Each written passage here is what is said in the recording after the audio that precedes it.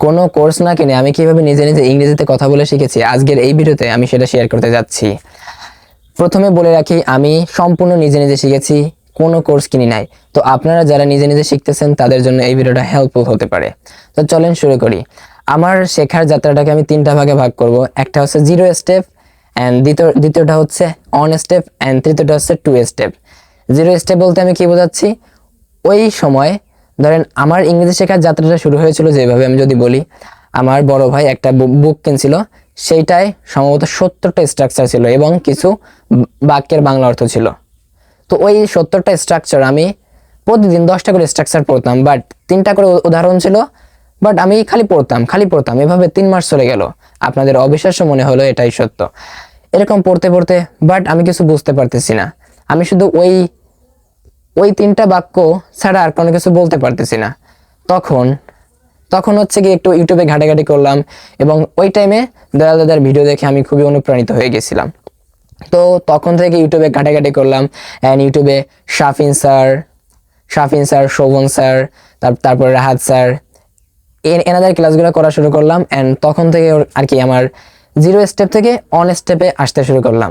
তখন কি হলো, তখন হচ্ছে আমি বিভিন্ন স্ট্রাকচারের ক্লাস দেখলাম, অ্যান্ড বিভিন্ন কনভারসেশন দেখলাম। ইভেন আস্তে আস্তে আমি বুঝতে শুরু করলাম যে কিভাবে আসলে স্ট্রাকচারগুলো বলতে হয়।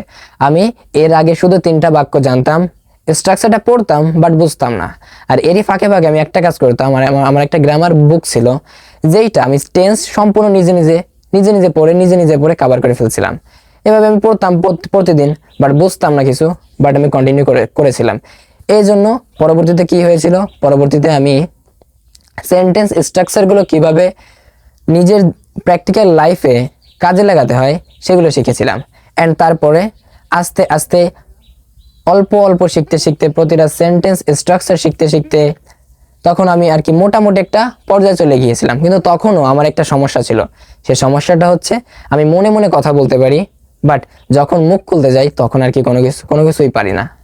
তো তখন চেষ্টা করতে লাগলাম, চেষ্টা করতে এখন আমি একটা সিদ্ধান্ত নিলাম যে আমার ইউটিউবে বা ফেসবুকে ভিডিও বানানো লাগবে। তাহলে হয়তো আমার ইংরেজিতে কথা বলার যে একটা স্বপ্ন, বা ইংরেজিতে কথা বলার যে একটা লক্ষ্য, এটা আমার পূরণ হতে পারে। তো সেটাই ঘটেছে। আমি যখন প্রথম ভিডিও বানাই, আমার 12 বার ট্রাই করা লাগছে, অ্যান্ড সেটা ছিল 1 মিনিটের ভিডিও সম্ভবত। তো 12 বার ট্রাই করে একেবারে দ্রুত গতিতে মুখস্থের মতো বলে গিয়েছিলাম। কিন্তু তখন আমি বুঝতে পেরেছিলাম যে যদি আমি কন্টিনিউ করি তাহলে হয়তো আমার স্পিকিং লেভেলটা বৃদ্ধি পেতে পারে। তো সেটাই হচ্ছে, আমি এখনও শিখছি, এবং আমি প্রতিদিন ভিডিও বানাই। আর ভিডিও বানানোর সময় অনেক মিস্টেক হয়, তখন ওই মিস্টেক থেকে আমি নিজে এবার শুনি। ঠিক আছে? তো আশা করি আপনারা ভিডিওটা হেল্পফুল মনে করছেন, অ্যান্ড যদি হেল্পফুল মনে করেন তাহলে ফলো করুন।